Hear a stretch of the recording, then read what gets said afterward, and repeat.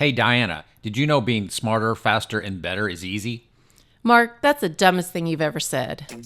Ladies and gentlemen, jurists, and just curious, welcome to the Successful Barrister Podcast. Here you'll learn about marketing, management, and life skills for lawyers that probably won't get you disbarred. Hosted by Marc Whitehead, a seasoned lawyer who remembers when fax machines were cutting edge, and Diana Berry, attorney, COO, and the brains behind the scenes. Together, they are the legal world's most dynamic duo since statutes met regulations. So if you're looking to build a practice, not a prison, you're in the right place. Welcome to the Successful Barrister, where legal legends are made. And welcome to the Successful Barrister Podcast, the podcast for lawyers about marketing, management, and life skills that probably won't get you disbarred. I'm Marc Whitehead, alongside my co-host and COO of my law firm, Diana Berry. Hey, Diana, what's up? Hey, Mark, it's cold. It's cold. And I'm a little under the weather, so I'm going to go ahead and apologize, listeners, for my voice and all the sniffles. Yes, she's a little froggy today, but we're going to make it through this day. I feel actually pretty damn good, so maybe I'll be the yin to your yang today. All right. What are we talking about today, Mark? So today we're talking about smarter, faster, better, which is a lovely phrase. Specifically, I'm going to reference back an article that I wrote for The Barrister a long time ago about the book Smarter, Faster, Better: The Secrets of Being Productive in Life and in Business by Charles Duhigg. A lot of people will remember Charles Duhigg. He actually wrote The Power of Habit, I think, which is probably his best-selling book. I like it. Yes. As a matter of fact, I got gifted a Power of Habit workbook. This is how you monetize things. You write a book, then you create a workbook, then you create a planner around it, and then you speak, and you do all this stuff. And this is how you can write one book and basically support yourself for the rest of your life, which is what Charles Duhigg has done, although he wrote the second book, Smarter, Faster, Better. And I kind of just liked it. Number one, it was a very catchy title. Yeah. Who doesn't want to be smarter, faster, better? And in the book, he kind of walks through an 8-step process about exactly that, how to be smarter, faster, better in life and in business. And he's basically given 8 cues or 8 points, of which I will admit that I disagree with a couple of them. Oh, that's surprising. I know, or at least I would frame them differently than the way he does. So I don't always agree with everything I read. But anyway, I think the overall premise, smarter, faster, better, is something that all of us as law firm leaders strive for, whether we're thinking about it in those terms or not. And what I wanted to do today was to kind of go over and discuss some of what I think are the best parts. Again, I don't think we're going to hit all 8 because, again, I don't necessarily agree with all 8. But there's about 5 solid ones in there and a few others that I'm at least thinking about, ideas about smarter, faster, better. Ultimately, what does that really mean in terms of running a law firm? You know, it means being a more profitable law firm, being a more stress-free law firm, if there is such a thing. Yeah, we're going to do a little case study. Can I call it a case study? We're going to do a little bit of a case study. How you have used some of the keys from the book to be smarter, faster, and better. Yes. Right. I would say mostly smarter and better. I'm not sure that I've really wrangled the faster side yet, and we have talked about that before. I always want everything done yesterday, and you're always about, well, let's defer that to the next quarter. Yes. So we always have this little push and pull between the two of us. I tend to roll the dice, and you're a little bit more cautious about things. You want to test it. You want to iterate. You want to, as Jim Collins said, you want to fire rifle shots before you fire cannonballs. I will skip right to the cannonball if you give me half a chance. Love Jim Collins, but sometimes you just got to take your shots in life. So I don't know. So that's why I think we make a great team. That's why I have you here. Yeah, exactly. Is I try to open the floodgates, and you're a bit of a choke point, and that kind of hopefully those two average out into something productive. So Well, let's hope I'm not a choke point, but I do think that we both get what we want in the end, and there's been significant growth in the firm, which is why I think this is very topical and why some of our listeners can learn about how you use the principles from the book to increase your productivity, because that's ultimately what the book's about, right? How you can increase your productivity. Yeah, and productivity, you can define it in a bunch of ways. Personally, like I just said a minute ago, I define it as profitability and stress-free life. I guess I would throw the third one in there to buy back some of my time. Yeah. The more efficient we get, the smarter, faster, better we get, the more time I can buy back to go do the things that, I love being here in the office with you guys, but, I also like to do other things too. So I was just looking, I have this screensaver on my big 85-inch monitor that I keep because my eyesight's terrible. So I have this massive monitor that Diana throws up spreadsheets on, and the screensaver is a montage of tropical beaches. Yeah. Which I said this morning, we just got through Snowmageddon here in Houston. 5 inches of snow in Houston, Texas. Who's ever heard of such a thing? Like, I really, really want to be on a tropical beach right now. Yeah. So Goals. Buy back my time. Goals, people. Goals. Yep. So I think, Charles, the way he puts it and what you put in your article was that the book is about how you separate being merely busy from the genuinely productive. Right. And I think we've discussed that before. There's plenty of people that are constantly busy that are terribly unproductive. Yeah, and really kind of solving the same problems that they were solving last year. Or putting out just fire after fire, or creating fires so they can put out fires. That's what I call being an arsonist. That's what happens sometimes when I get a little bored and a little distracted. Mm-hmm. I was hoping you would see yourself in that description. I become an arsonist. I create fires simply so I can put them out. Yeah. Break things just so I can fix them for not any particularly good reason. So I think that the difference, or the real harm, is, well, at least in my career, what I've seen are people who really just kind of plateau.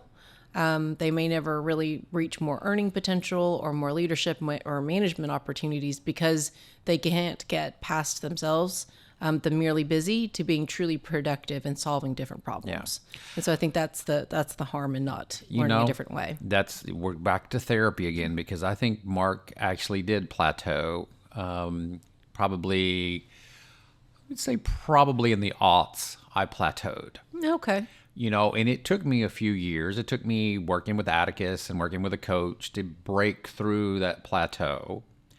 Because I do think I stagnated a little bit. Side note, I actually ran for political office back in 2001, 2, and 3, somewhere in that neighborhood. Came in second, which actually is a great marketing strategy. Coming in second in a political race is a great marketing strategy if you're a lawyer. But it kind of took the wind out of my sails because I actually thought I was going to win. So it took me a couple of years. I kind of plateaued after that. Okay, so the plateau was after the race. Right. It was kind of like, well, what next? I'm like, I'm not really motivated. And it took me a while to get my wind back. And that's okay too. Yes. So we're going to talk today about Marc's process and how you use these keys in your life. Yes. So we'll be right back with more of Smarter, Faster, Better. This podcast is sponsored by Marc Whitehead Associates, a national disability benefits law firm. Marc Whitehead runs a firm of over 60 dedicated people whose mission is to make a difference in the lives of our injured and disabled clients. Marc represents disabled claimants in Social Security disability, private disability insurance, and veterans disability claims in all 50 states. Marc Whitehead is double board certified in both Social Security disability law and personal injury trial law. Marc has litigated disability cases in over 40 states and counting, and can help your clients too. Stop throwing your phone calls away. Call Marc Whitehead at 701-VIP-LEAD. That's 701-VIP-LEAD. Or visit our website at disabilitydenials.com. Referral fees are paid in all jurisdictions where it is permitted. Refer us your disability cases today and know that your clients will be in good hands. All right, Dana. So let's kind of walk through this. We kind of in show prep we kind of outline this a little bit because we're not going to really follow the Duhigg's book per se. We're just kind of jumping in and out of different areas as. Yeah, so we're going to look at the way that you've increased your productivity throughout your career using some of the keys from Duhigg's book. And where you start is, what you described it as, you just start with thinking, which is really Duhigg's number one key, which is motivation, giving yourself a sense of control and turning chores into choices. But really, it's like we've talked about prior episodes, but really just controlling your calendar and giving yourself space to think about what the problem is that you're trying to solve. Right. Or where you want to get to. Thinking, and I think we're going to go to a whole episode in the future on thinking. But just briefly, thinking is a time to free yourself, to free your mind from your responsibilities and just kind of allow your mind to float and envision the future. I think the way Duhigg puts it was creating mental models. But to me, creating a mental model is basically envisioning the future. Now, you may have different timelines. Like at the beginning of the day, I take 10 minutes to envision my day. Okay, so I'm envisioning the future, but it's a very short time horizon. I just want to plan my day out. What are the top 3 things I'm going to knock out today? But it's, kind of that envisioning the short term. I do the same thing on Sunday nights. I envision my week. I start looking at my calendar. I start looking at the thing. I start looking at my 90-day plans. What can I knock off this week to further my 90-day plan? We've gone through these exercises with EOS where we're like envisioning what the firm looks like in 5 years. And then you trying to reverse engineer it from there. All right, we want to build a law firm that's capable of holding X number of active files. Well, then what does the infrastructure have to look like to get there? So in other words, we have to think about building infrastructure. What do our systems need to look like in 5 years? What capabilities what does our marketing and our intake need to look like to support that vision? And do the same thing personally. What do I want my life to be? What do I want to be remembered for by my wife, by my kids, by my friends, by people I work with? It's all about taking time. Just sit down and think. And I think that's really, I think you went from step one, kind of combined step one, step two there, but step one really is taking control. I think that's the hardest part for many busy, again, we're back to the busy but not productive people. And where you really were about a couple of months ago is where my calendar's out of control, where we see a lot of our attorneys now is where they have their hearings that are scheduled or client calls that are scheduled, and there literally is no production time, what I call production time, their time to think, to strategize, to move their either personal or professional lives forward, whether that's with BD. So really it's giving yourself the ability to say, I'm in control. And then when you have done that, then you move into like the mental model. Where do I want to be? What's the problem I'm trying to solve?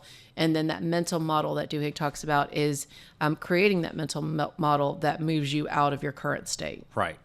So I want to back up real quickly and just say, first of all, it's give yourself forgiveness when you get out of whack. So I will say that probably the last 2 months of 2024, I was just out of it.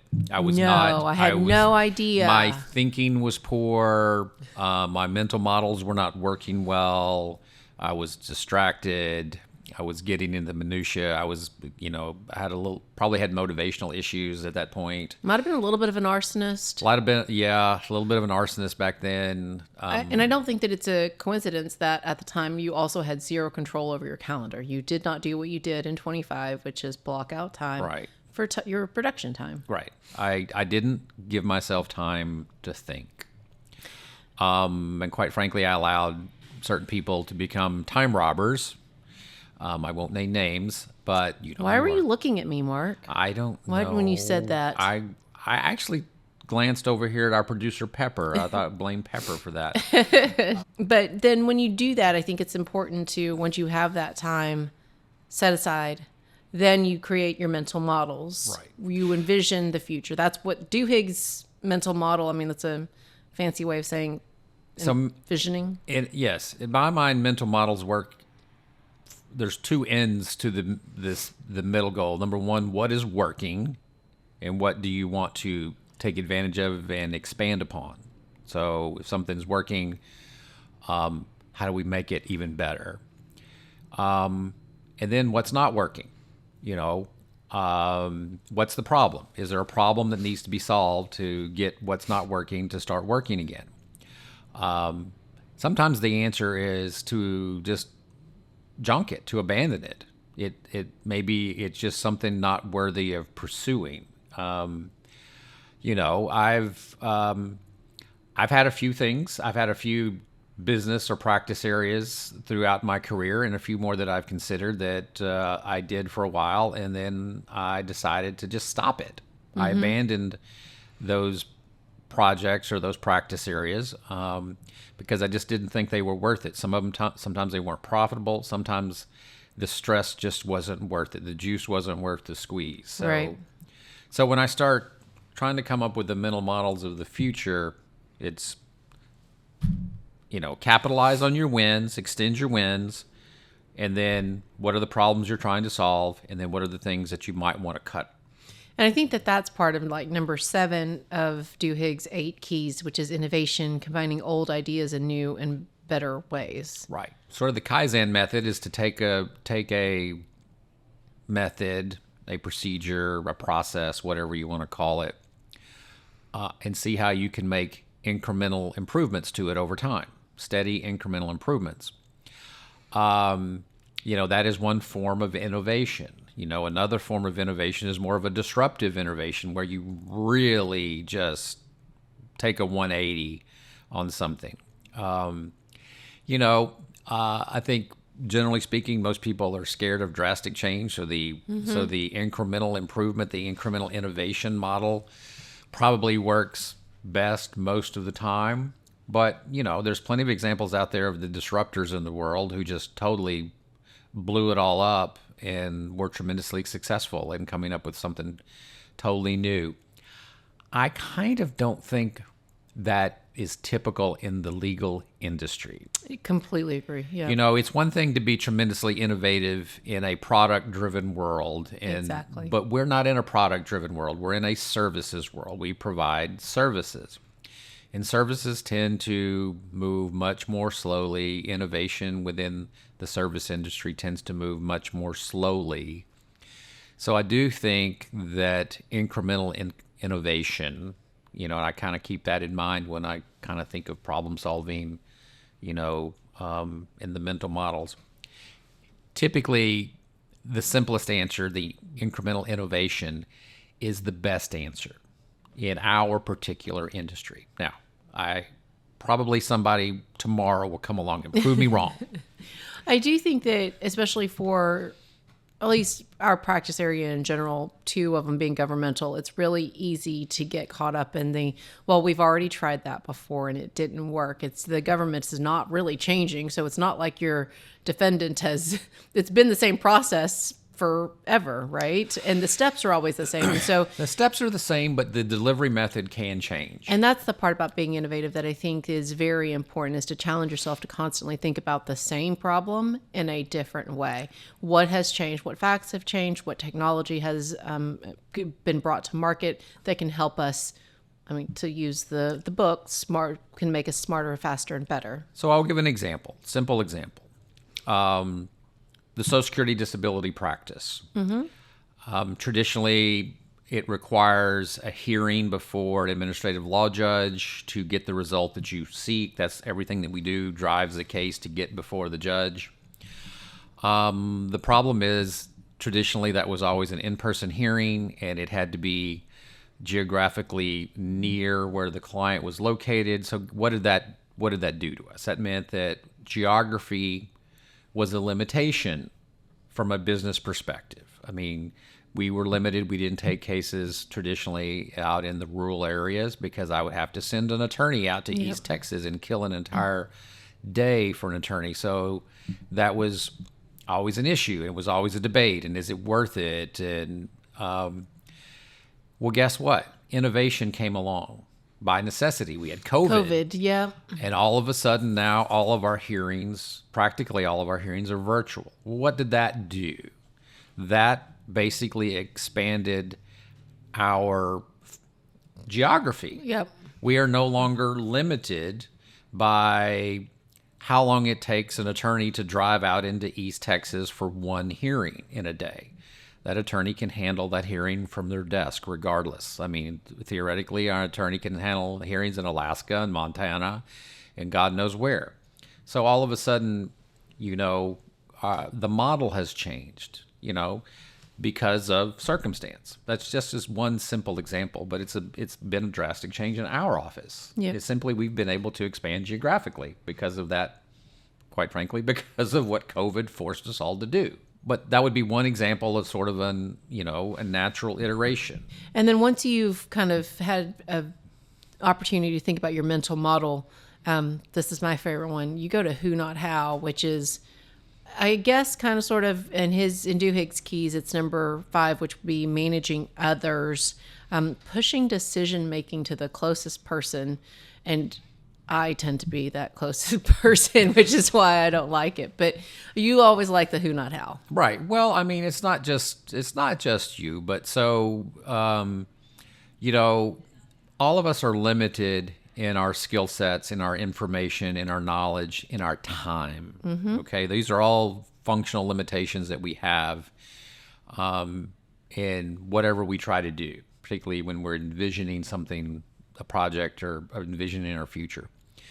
So if we rely only on ourselves to make it all happen, and this is what happens, say, for example, you have a solo practitioner that does it all themselves, they functionally have limited themselves by their own capabilities, by their own limited amount of time. The 24 hours they have in a day. Yeah, there's only so much energy they have. There's only so much mental headspace they have. There's only so much physical time they have. The solution is simply who, not how. I don't need to know everything. We were talking the other day. Somebody was asking me about a process within the firm, and I'm like, we have a brilliant process, but I couldn't tell you how it works.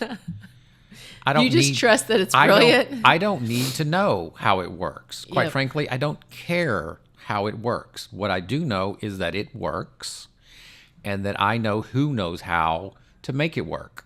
And if it breaks, I know who to call to fix it.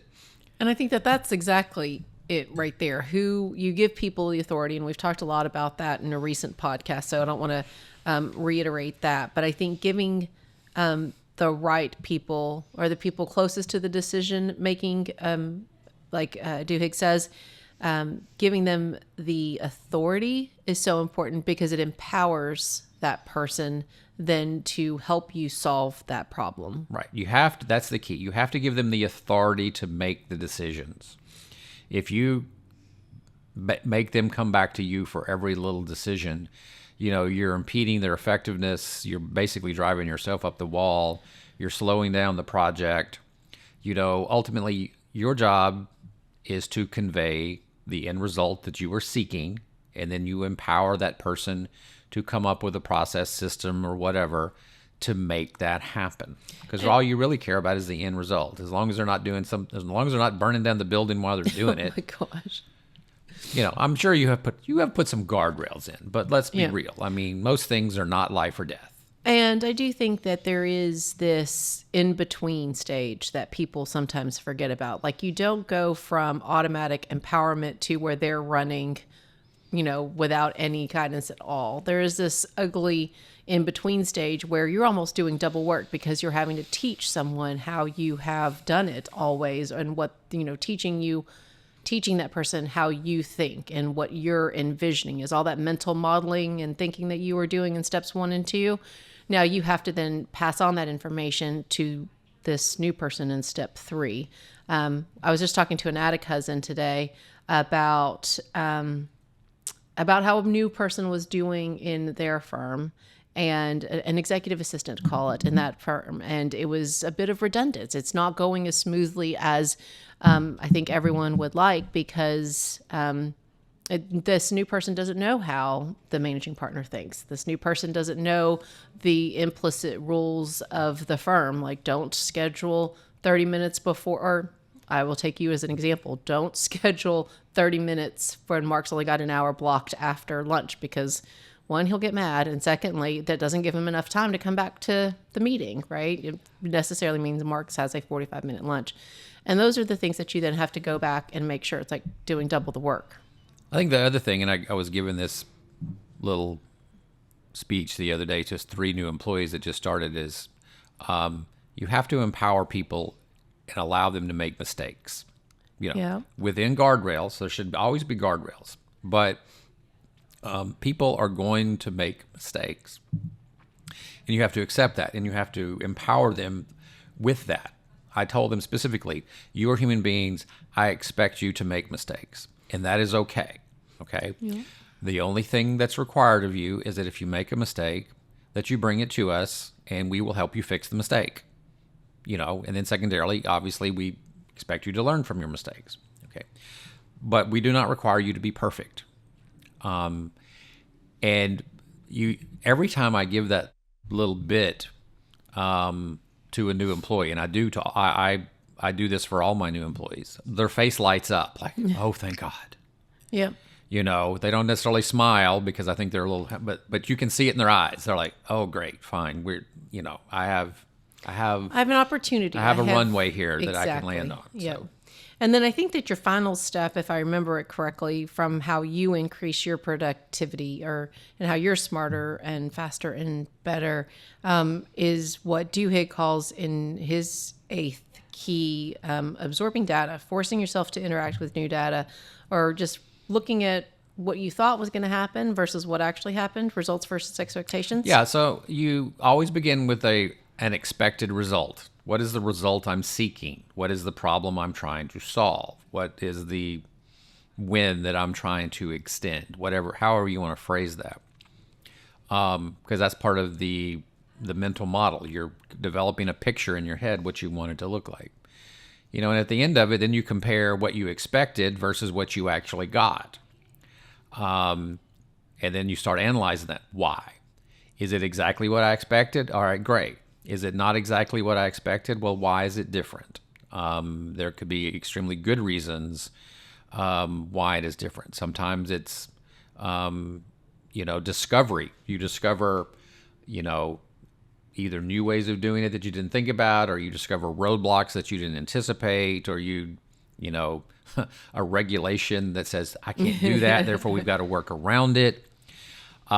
Something like that. But why? What's the delta between what I expected and what I actually got? And determine, was there a failure of the process? Or was that just, I was really expecting way too much, which is usually what happens. I expect a lot. Yes, but at least you know that about yourself. Yeah, so then I can go back and analyze it. And so the next time I do a mental model, envisioning something, I learn from that, because you're constantly learning. I wouldn't call it a failure, but I would just call it a modified expectation, or maybe toned down expectations. Yep. And so I think in our final segment, Mark, we're going to talk about a time where this methodology worked for you and a time maybe it didn't work for you. I'm scared already. All right. All right. And with that, we'll be right back. I'm Marc Whitehead, a lawyer, entrepreneur, and business coach. Thanks so much for tuning into the Successful Barrister podcast. We have a blast creating it, and I hope you find it helpful. If our chats have sparked your interest, I'd love to hear from you. Shoot me an email at mark@markwhitehead.com. That's Mark spelled with a C. And join the Successful Barrister newsletter. Even better, let's hop on a call. I'd love to chat about how we can collaborate, share ideas, or just catch up. Okay, Diana, you've made it through 2 segments here, and you haven't coughed yet, so I'm very proud of you. Why, thank you. So you just make it through this last little segment here, and then I'll let you go off and jinxed me, Mark. Hack your lung out all you want. But thank you for your concern for my well-being. I know. Well, so for that reason, we're going to talk about a time when this didn't work, when your method of increasing your productivity did not work. So do you want to share with our listeners? Well, okay. So the framework behind this repeatedly has always been failure to anticipate the ripple effects, the unintended consequences of what actions you're trying to take. a business is a very complex organism, a complex system. A living, breathing thing composed of a lot of people. And anytime you do anything to one part of this living, breathing organism, it affects all the other parts. It's just like if I'm walking down the street and, I don't know, twist my ankle. Well, it affects the rest of my body as well. I mean, I'm in pain. I can't walk straight. I'm going to be relying on my other leg, and my knee is going to hurt on the other leg because I'm spending too much, putting too much weight on it. There's this overall ripple effect whenever you make any one change. And that, I think, the common theme has been failure to think about that, failure to anticipate the ripple effect when you make a change in an organization. And I think that's never been more true than where we are now. I think that we attended a conference, and one of the speakers, a well-known personal injury attorney, said that there is this blue ocean of law firms about where we are now. Then you get to big law, right? About to where you have a bunch of PI firms that are, maybe 50 people and below. Then there's this big blue ocean until you get to about 100 or so people, because it's just so very hard to grow at this point. And so I think that we talk about a time where maybe it just becomes a little bit harder to use this model to get out of your productivity. I can think of one kind of silly example almost, but we got to be so hybrid, and just I didn't like it because I like having people around me, and I just put out the edict, we're all coming back to work. Even though I asked you to not, I was almost begging you to please don't do this. Okay, I know, and I ignored you. Which you are free to do, obviously. Yes, and I said we're all coming back to the office. The ripple effects, we're still feeling. Number one, just the from a pure space and geography position, I didn't realize we had grown so much that we just didn't have enough space. Which I thought I had shared with you very clearly, that we are busting at the seams in this building, which is an incredible problem to have. Again, only a problem that we have realized because of the part of the growth plan that we're in right now. And bringing people back, or even bringing them back 3 days a week, or like where are people going to sit? And if I move this group here, because you want to keep your people kind of geographically together in the pod system that we have, well, that means I got to kick these people out and move them over there, and that's a ripple effect. And now, well, what do we do with this group? And it almost seems kind of silly, just to me, the whole we're supposed to come back to work, pandemic's over. Now what? It's been a thing, not only, I'd say with our team members, but with leadership. It's been a hard challenge to get everyone to just buy into the idea that, yes, you come back to work, and part of leadership is showing up more days than even your team does. And that's the model that we landed on. So listeners, I'm really curious to see if y'all have any tips on the hybrid model, but also what your hybrid policy is. But ours, where we landed, leadership is expected to be in office more than their team in number of days. And so that was fun to roll out. Yeah, so the consequences are still being felt, and there's still some hurt feelings out there. Yeah, we just dealt with it. Yeah, and by we, I mean me, dealt with it. Yeah, I dealt with it's it. I Diana's dealt problem, with it's it, not my yes, problem. last week recently, which is, I think that's part of the where we are in our growth. So the time when it didn't work is right now. Mm-hmm. It's unfortunately where we are, and fortunately where we are in this part of our growth of the firm. That you thought it'd be a simple seat plan, right? It's just a seating chart, and it's not. It's it's hurt feelings, but it's also, what is our hybrid policy again? And let me get the facilities planner in here, and let's see if we can carve out one more seat here. And so it's one of those things like you talked about where it's just a ball of twine, and you do one thing, and there's going to be a lot of ripple effects, right? That we didn't realize. We're still going to make it happen, though. Damn it. Because he said so. Because I said so. But let's end on a positive note on a time when it did work very recently. Also, when you've been trying to launch, not trying, but we are launching Elder Law. Yes. So I would say this is still a project very much in its infancy stage, but I do think we are well along the pathway. I mean, the general concept, the idea, the mental model that I came up with was, all right, so we currently represent disabled people. That's our primary business, and in their journey in life, we're talking about people that are typically 45 to 65 years of age and are in the position that they are having health problems, which requires them to file in one of the three or disability systems that we represent them in. But what's the next step for our clients? What's the next step in our client journey? Because you always have to think about the client, because, that's in a service business, you're part of their journey in their life. Okay. Well, what's the next step in their journey?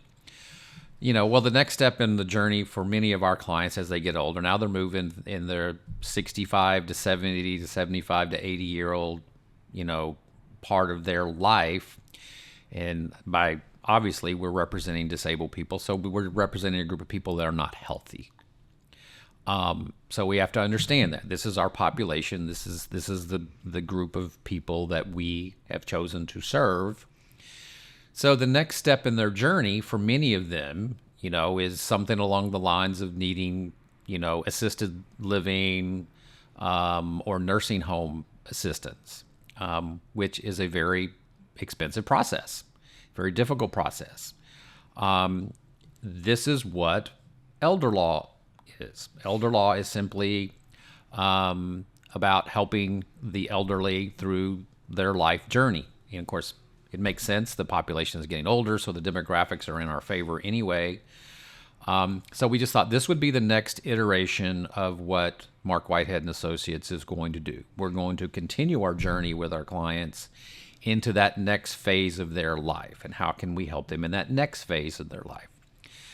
The question is this is sort of a complicated area of law, and getting the business model right. It's not that hard to figure out the legal side of it. And I've got an attorney that's dedicated to this, and I've been through a lot of training on this as well. So we've got the legal side. We know how to solve these people's problems. What we didn't really know was how to create a profitable business unit, a profitable practice area out of it, because it's I got all kind of clients that they would love for me to represent them if I was going to do it on a pro bono basis, and I didn't require to make any money at it. But we are a profit-based law firm, and we're expected to make a profit. I got bills to pay too. So how do you turn this area of need, into a business? So we just spent a lot of time looking at this. We spoke to a lot of people that are in this area of law from different parts of the country to try to piece together how to do this in a measured, responsible, profitable sort of way. And I think that that's really the model that you've laid out today, just in almost a series of different ways, right? So it's, you envision where you want to be, then you go find the who that can help you maybe test that model, and then you see whether or not that's going to work, and then you just do this again and again. So it's, we talked about increasing productivity today, but now we've seen how the model can also work for launching a new practice area. Right. So launching a new practice area. Taking an idea from an idea to an actual reality. Right. And the ideal has to mesh with what your current vision is. If I would have come up with something, hey, let's go do commercial real estate litigation. Well, that would be ridiculous, because it has nothing to do with what we currently do. And we don't have the skill set for it. I have no way of finding profitable business in that area of law, because I have no connections. That's just not what I've ever done. So the first thing is, what makes sense? What do we have the capability to take on? Quite frankly, what would be interesting and rewarding? Because I've always found representing, the disabled and the elderly to be a very rewarding practice area. Maybe not the most profitable, but very rewarding. Like tell all of our staff every meeting, we're the good guys. Be proud of what you do. And we are. We're very proud of what we do. So this is a natural extension, as opposed to going off on some weird-ass tangent that just makes no sense whatsoever. So, but you have to think it through. So we spent almost a year just planning, planning, researching, visiting people, talking to my friends in Michigan, talking to my friends in Florida. And that's really just the model. That's just the model in different phases and different stages and different concepts. So I think the model is sound for not just expanding productivity, but maybe with new ideas too. And we're not done. I mean, the model, so we haven't even gotten a result yet, so we haven't been able to look back and see how we did. We're still in the middle of it. I do think that, though, it helps you eliminate possibilities because the field of elder law is so vast. And so over time, you narrowed it down into what you really could. It's not smarter, faster, better, but it was, what were your three? It was profitable and in our, same niche. So I think that it definitely works. And rewarding. I think the third rewarding. was it's something that would be rewarding, helping the elderly, who can't get behind that, honestly. So Yeah. All right. So with that, we're getting the high sign here that it's time to go. So I want to thank everybody for listening to the Successful Barrister Podcast, where legal legends are made. I'm Mark. And I'm Diana. And together we're the dynamic duo of law. Remember to rate and review us wherever you get your podcast, and tell your friends so we can expand our listenership. And visit us at successfulbarrister.com, and be sure to visit our sponsor, Marc Whitehead Associates, a national disability law firm and soon to be a national disability and elder law firm, at disabilitydenials.com. See ya. Bye.